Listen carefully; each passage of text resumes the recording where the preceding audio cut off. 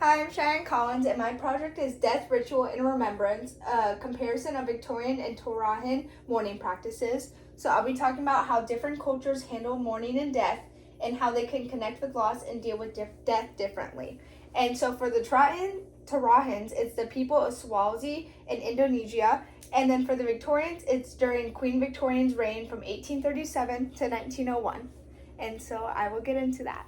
Okay, next is Victorian mourning practices. So this one definitely caught me off guard just because of the certain things I thought was very different, but I liked learning about it. So the first one I found was the class and social structure. So it mainly participated between the middle and the upper class families. 2, this was all influenced by Queen Victorian mourning over Prince Albert, which then shaped that rest of the mourning for the rest of the generation to come. And then 3 was mourning reflected one's social status and moral values. Then dress etiquette. So women had very strict rules that they had to apply to, depending on like your relationships to them as well. But they had to wear all black veils, big fancy dresses, all those type of things. 2 and 3 is the deep mourning and the half mourning. So depending on your relationship with them would tell you the amount of time that you had to mourn over them. So for deep mourning, you had up to 2 years and you'd have to wear all black. Half mourning, you could wear gray, lavender, or mauve, but depending on your relationship will tell you how long you can mourn them for half mourning. And then for 4, that was a different type of things you can wear, like a black veil, you can wear unadorned fabric, gloves, the big fancy dresses, anything like that. And then for the 5th one was men wore simpler clothing compared to women. So like how women had to wear those deep big dresses, the veils, men could wear a black suit, or depending on your relationship, what you would wear. And then I printed out this picture to show you like this is what they would wear back then when like they had to do these type of things, like these big black dresses, these hair pieces, all this type of stuff, which I thought was very interesting. Next is the material culture of grief. So for the first one, you could do just a regular picture of the dead, of you, either you with them or you just of the deceased, depending on the relationship, whatever you wanted to do. The second one was the most interesting to me, was they would make hair jewelry, but not just regular hair jewelry. They would take the hair from the deceased and make jewelry out of it, which I had no idea about, but I thought was so cool. Don't know why. And then the third one was mourning objects. So anything that represented the individual or stuff you thought that they would like, then you would do that for them. Next is religious and moral foundation. So they had regular Christian beliefs, and they believed that when you died, you would go off to heaven. And then the second one was emotional control, modesty, and moral discipline, which also ties into number 3, which is public grief needed to be controlled. So like you could have your own personal expression, but in public, they had a strict table that you had to follow, and you needed to show that. So like say like I will show the table at the end and it'll all make sense, but you just had to follow the rules, especially with the middle and the upper class, because they had very strict rules you had to adhere to. So then next is economic and social influences. So grief was public and personal. So you can have your personal feelings, but public you needed to control it, but also show it. And then 2 was industrialization made mourning clothing affordable. So the more people that kept dying, the stores made sure that you were able to afford the things necessary. So the type of clothing, the stuff you wanted to bring or make, all that type of stuff, they made it affordable. Then the quotes, the first one ties into the class and social structure, which is Queen Victoria's prolonged mourning for Prince Albert set the tone for an entire generation. And then the second one was mourning was not merely a personal expression of grief, it was a social obligation. So you had to follow those rules or you just were seen as an outsider. 3 was mourning jewelry, often incorporating the hair of the deceased, allowed the bereaved to carry a tangible piece of their loved one, merging personal loss with societal display, which when I first started researching this, I had no idea they used hair jewelry out of the deceased, which I thought was very cool and interesting to me, which is why I liked learning about it. Okay, next is this table that I found. I will put a picture at the end if you guys want to look through the whole thing. But this is the recommended lengths of family mourning 1876 to 1897. So this shows your relationship and the period of mourning. So like how I talked about the deep mourning, which was typically the first mourning, and then there's the half mourning. So for the widow of her husband, she had 1 year and 1 day, and second mourning 9 months, third mourning 3 months, half mourning 6 months. And then it shows like the different things you could wear. For example, for a half month, half mourning colors, so like the gray, the lavender, and the mauve. And then for a widow, for her wife, So if the husband's wife died, for the first to the third mourning, he only had 3 months and could wear just a black suit. And then for half months, he had no time to mourn her at all. So in total, that was 3 months. And then the other one that stuck with me the most was her brother or sister, which was for the first and second month mourning, they had 3 months. Third month, 2 months. Half mourning, 1 month. And I'll put an end at all that. But I just thought it was very interesting because, like, if you had a very close relationship with your brother or your sister and they passed away, you had to follow those rules. And only, like, in personal, you can mourn them as much as you want, but in public, you had to act like nothing happened after that time passed, and you had that specific time to mourn them. You could talk about them, but you couldn't show that you were grieving over them because you had to follow those rules to society and you had to keep it, which I thought was very interesting, and I never would have expected that, especially for her widow, for her husband, I expected, but for the widow, for wife, there was 3 months at most, and that was it, which I had no idea of. But now I will be talking about the Torajan death rituals. Okay, next is Torajan death rituals. So this one I found very interesting. Like, I loved learning about this, and there's so many different things that I was just shocked at. So first we have death as a gradual transformation. So to their culture, death is not a sudden incident, but it's a state where it just keeps going, and they want to keep them as living as possible. So they treat death as a transition. So they treat it as a bridge between life and the afterlife, and like how long it takes for them to get there.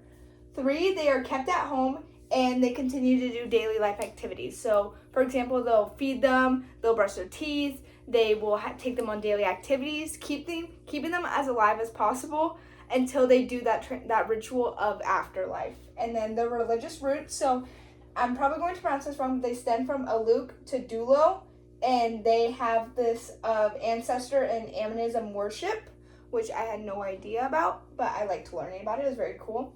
And then 2, stemming from Aluk to Dulo, they teach that spirits inhabit the natural world and ancestor worship that influence the living. Then 3, after so-and-so time, they converted to Christianity, but they still have their traditional roots of doing their process of their funerals and their rituals, but they are Christians now, but they still have those certain beliefs. And then their geographical culture context, so mostly from Tanaha, Toraja, in South Swaziland, I'm probably going to pronounce that wrong, but then their religion is known for their houses, which they have boat-shaped roofs, which I have a picture of. This is what it looks like. They're boat-shaped roofs. And then they have carved stone tombs as well as burial caves, which is what they're known for when they do their funeral processes. And then their funerals. So Rambi solo funerals will do the formal departure of the soul, and that can last several days. Depending on how long their ritual takes or how slow the process is, it can last up to several days. And then 2, it requires the attendance of many people, so their next of kin, many villagers. Sometimes they'll do the whole village, depending on how many people are there and how many they need to attend. And then 3, they will do sacrifices of animals. So the most known is for the water buffalo, which will transport the soul into the afterlife, which is called Pua. I think I may pronounce that wrong, which is that Pua means their afterlife. And then as well as the pig, which the sacrifice of the pig shows the love and respect for the dead and the deceased. And then their purpose is, if the soul isn't honored correctly, it can become a restless spirit and sort of haunt the living and bring bad luck if it's not done correctly and honored right. Next is the Pua journey, which is the afterlife, and it needs to be done carefully and respectfully, to that way they can keep honoring them and keep it going. And then 3, so as I said in the funerals, the water buffalo, which is sacrifices, the more buffalo that they sacrifice, it will affect the process of them going to the afterlife. And it could speed it up or it could slow it down. So if you have more buffalo, it will fasten the process of going to the afterlife, but also show more honor. So if you sacrifice something like 2 buffalo, you don't show as honor as much as if you were to sacrifice 5 buffalo. And then for quotes that I found that were very important to me, one is from a book, one is from a website that I will link. So one is, death is not an abrupt transition. The deceased remain household members for an extended period of time, which is how I said that they keep the living at home until they can buy a funeral. pay for a funeral. And number 2 is for Torajans, death is a gradual and social process. The bodies of people who have recently died are kept at home and preserved by their families, sometimes for years, until the family has enough to pay for a funeral. So this is what their type of funerals look like. Here is the dead, as well with many people. There's a picture of them. And then as well as how I said that they keep them at home until they have enough for a funeral and do daily living lives. Here's another picture of that's them with the dead just walking around doing certain things where they live, which I found very interesting and different at the same time, because I would never expect them to keep them at home and keep doing daily living lives, which is something that I had no idea of, but they still keep that tradition going with their certain roots going back so far to now, which I found very cool. Okay, next is the comparative analysis, the similarities and the differences that I found most important.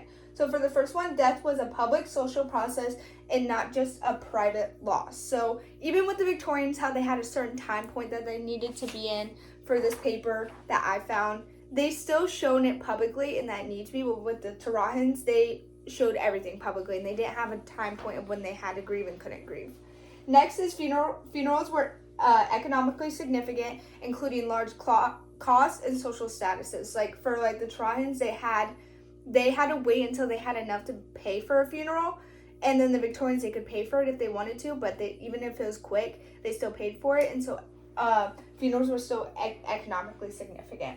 Then there are visible symbols of grief. For the Victorians, their visible symbols were the mourning clothing as well as hair jewelry, if that was a portion of it, and then the sacrifices for the Torajans. Those were main things that needed to be done. So for the Torajan funerals, they had to sacrifice the pig and the water buffalo. And then for the Victorians, mourning clothes were so big. You had to wear black, or if you were in half mourning, you had to wear gray or lavender or mauve. And then for the differences was the duration of the funerals. So they both had funerals, but for the Victorians, they wanted it done quick and easy, and they wanted it out of the way, bury them quickly. But for the Torajans, they had to wait up to years because they didn't have enough to pay for it. So they were doing daily living things. Like even that was part of their culture and their tradition, they still had to wait, and that time point was very different. Next was the presence of the body. So the Torajans kept the body. They did daily activities with them. They would go do things with them, keep them clean, try to feed them, all those things. And then the Victorians, they buried them very quickly. They wanted them out of the way, done, process is done deal.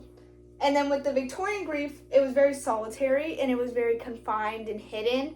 Even if you had your time point, still hidden. But with the Torajans, it was outgoing, it was ongoing, it was celebratory. Like everyone knew about it, and they were celebrated. They would dance, they would feed, they would do things, they would do these rituals, these sacrifices. Like it was very like out compared to them. Like Victorian, they cried and held it in, but not the Torajans. And then a quote that I thought was important was, "Across cultures, the funeral is less about the dead and more about the living. It reaffirms social bonds," from Metcalf and Huntington, which I just felt like that played very well. Like this was an article based on the Torajans, but it still went in because even across cultures, like even as we're going in more through generations, we still keep some of these things. Like not as much in the Victorian age. Like we still wear all black. Like when you go to a funeral, you usually wear all black, but like we still keep these things going based on our culture and based on where we live at. Like the Torajans, we don't do that. We don't keep our deceased bodies of family members. We bury them and do that, and that's the difference between cultures, and that's why I liked learning about it so much, because it's actually really cool.